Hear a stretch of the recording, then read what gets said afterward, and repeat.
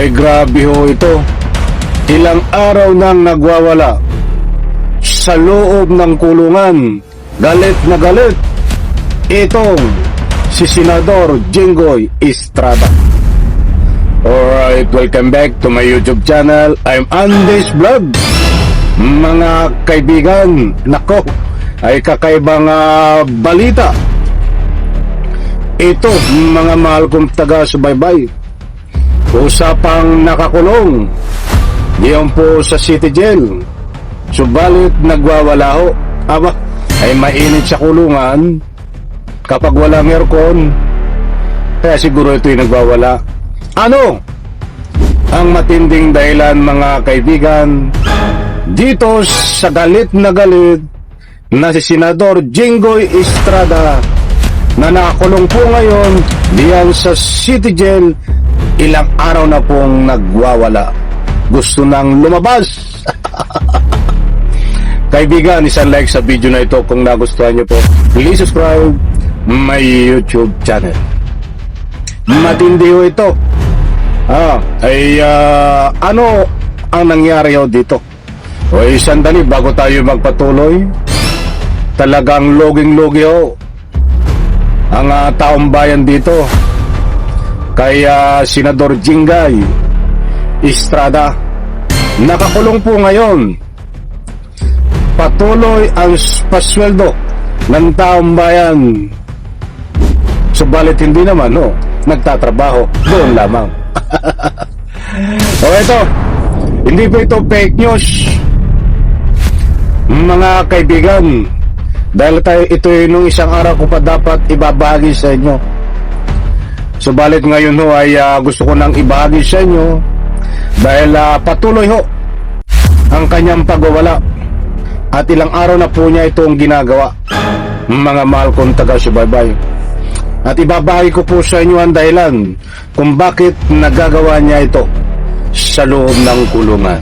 Kumusta kaya siya sa loob ng kulungan habang siya ay nagwawala, habang siya ay galit na galit, mga kaibigan? May pangilang beses na yan, patatlo. Nung una, maaring tayo ay nagdadoubt pa, o posible na baka nagkaroon lang nang ika nga po kaya nangyari sa kanya yun, o pagbibintang lamang. Pero matibay ang ebidensya kaya lang siya na-acquit, ay nagkaroon ng technicality. O may pangalawa pa, may pangatlo pa.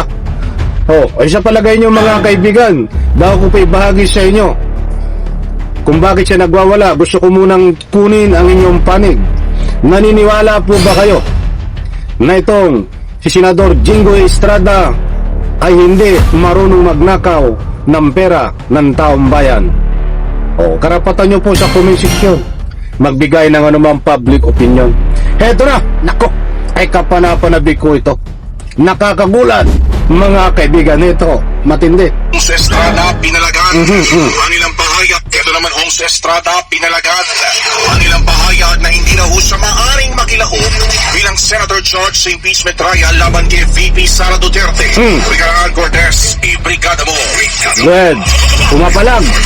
Binigyang din ni Senator Jinggoy Estrada na naiintindihan niya na nagbubukas nga sa isang masalimuot na usaping legal ang nalalapit na impeachment proceedings. Kaugnay nga nito, hindi lang umano niya maintindihan kung bakit may ilang tao ang ngayon pa lang ay buo na ang kumpiyansa na hindi nga siya maring maupo bilang Senator Judge sa impeachment trial laban kay Vice President Sara Duterte. Anya, usaping ito ay malayo pa raw sa pagiging penal o hindi pa nga ito ganap na napagpapasyahan. Kasunod nga nito, ayon sa senador, matatawag na premature at may tuturing din na walang sapat na basehan ang tinapagit ng ilan na wala na siyang karapatan na maging Senator Judge. Anya, nagsasabi raw nito ay nagpapakita lang na nakakabahalang kawalan ng paggalang sa due process at maging sa maayos na pagpapatupad ng hustisya.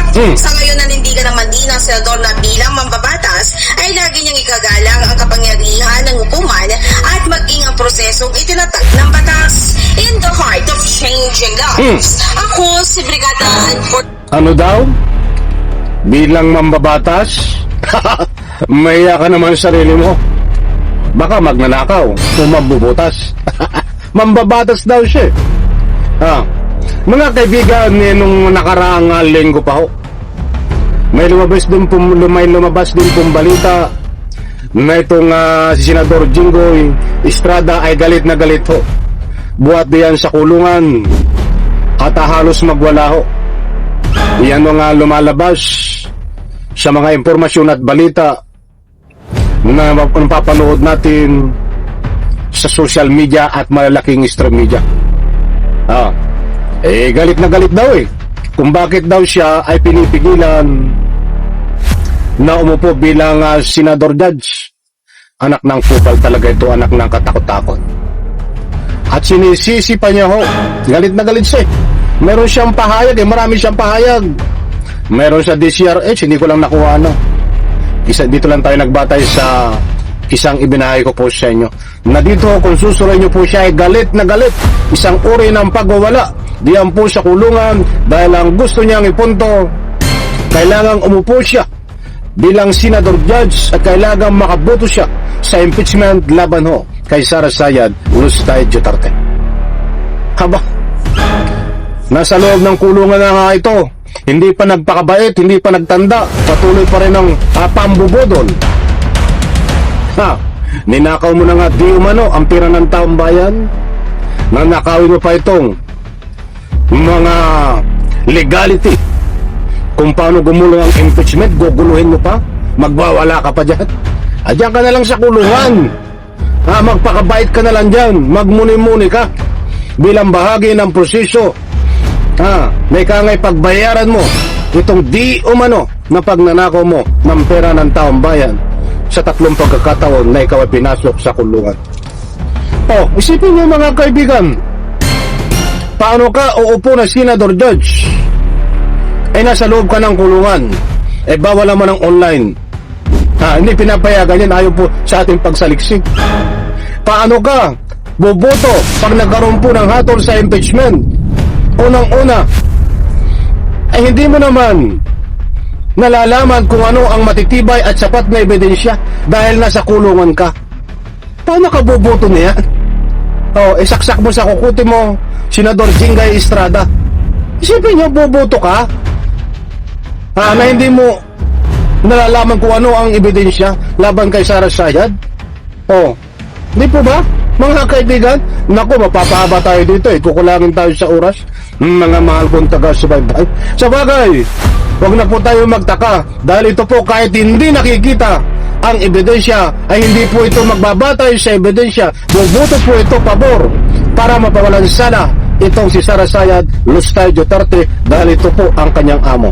Kaya siya po ay galit na galit, nagwawala, at ang sinisingit niya po, ang gusto niyang mangyari ay makaupo siya ng senador judge at makaboto sa impeachment laban kay Sara Sayad Duterte para na sa ganun po makadagdag ang kanyang boto baka sakali nga ma-acquit o mapawalan sana, nananaginip pa ng gising. Abangan po natin mga kaibigan kung ano mangyayari dito dahil malapit na po ang paglilitig sa Senado dito kay Sara Sayad Lustay Duterte. Kaibigan, sunlight sa video na ito. Salamat po.